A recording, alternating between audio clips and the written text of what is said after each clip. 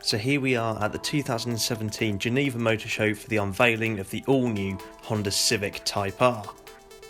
It's certainly a mean machine, isn't it? And seen in red for the first time, I think this colour really sets the tone for a rather devilish machine. Lower, wider and longer than the FK2 that it replaces, this is something that demands that you take it seriously. While some might scoff at the extreme aerodynamics on the car, there is a real science and reason behind every fin, skirt, wing, duct and channeling element to the car. It's a very aggressive design and certainly not for the shy. Pleasingly, it stays very true to the concept car and retains features such as that bonnet scoop and the triple exhaust pipe at the back. Large alloy wheels trimmed in red hide big Brembo brake calipers and discs behind the spokes. There are 6 colours to choose from, and as we jump over to this white model with a carbon fibre pack included, it really shows off the aggressive lines of the design. The carbon fibre pack externally includes things like a carbon fibre element to the wing and the mirror caps.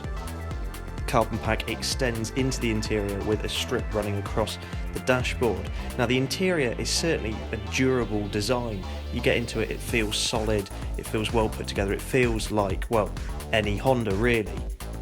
But more than that, it actually feels quite a special place to be. The whole interior is very driver focused. It retains things like the triple driver display that you find on the new 10th generation Honda Civic, and of course the much needed and updated infotainment system.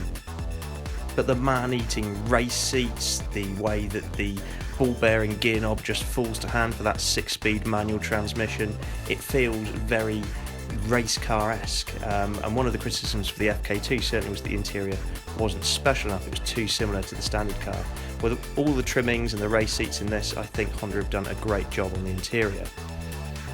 Next to the gear lever is a switch to control the variety of modes that the car now has, including Comfort, Sport and the Track Plus R mode. Each mode dials up the dampers for extra stiffness, also weights up the steering and increases throttle response. Just like the 10th generation Civic on which it's based, legroom is plentiful in the rear. Rear headroom is just fine, though the tallest of adults might find the sloping roofline cuts into space very slightly. That rear bench seats 2 just like the previous Type R. You'll be pleased to know the boot space has not been impaired in any way, making this just as practical as the standard car. Under the bonnet is a 2-litre turbocharged VTEC engine producing 316 brake horsepower and 400 Nm of torque. Now, as I've said in a previous video, some people may have been expecting a little bit more in terms of power output, but this, remember, is at the very beginning of the 10th generation Civic's life cycle. Usually you see cars like this come nearer the end, so I think Honda have definitely built in some space to grow the car over the next few years. Power is then sent to the front wheels, and thanks to the magnificent dual axis suspension that we've sampled before, it helps tackle that torque steer and get the power down to the tarmac where it's needed.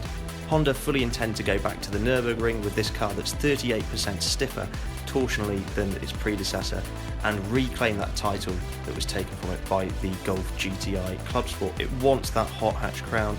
It seems that the green hell is the ultimate conquest, and they fully intend to go back and set the record once again.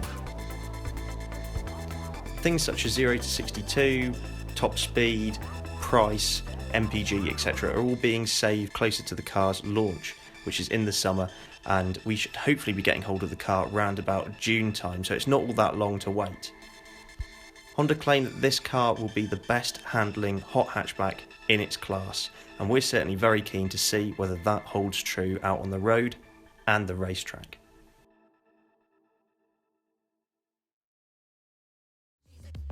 Thanks very much for watching, and let us know what you think in the comments below. Please subscribe for all of the latest and greatest cars to hit the road. For breaking news and written reviews, visit www.insidelane.co.uk.